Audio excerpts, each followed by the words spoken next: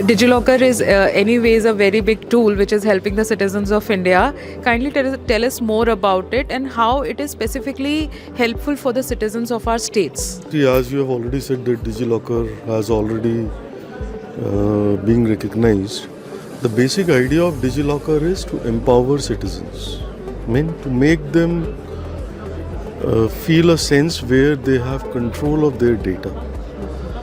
Because data is very important, data privacy is very important. So DigiLocker has evolved a mechanism wherein a citizen, whether he is of center or whether he is of state, irrespective of that, he is always in control of his data. That means I can get my data from the government organizations, from the private institutions. I can keep them safe and secure. Not only this, but I can share them also as and when required. But the important thing is that DigiLocker enables me to have this control with whom I am sharing the data, for how long I am sharing the data. So that activity, that consent, this is empowering the citizen to make rightful decisions. In the terms that we see today as data privacy is very important, so this is making citizens feel enabled. It is making them feel that they are in control over there.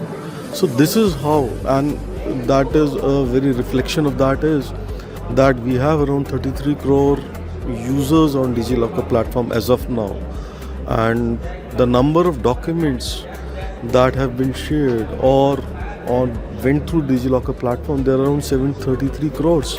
So this is reflecting that citizens are willing to have trust, have confidence in the application, that it will be not misused, because misuse is one of the biggest risk factors today that we are facing.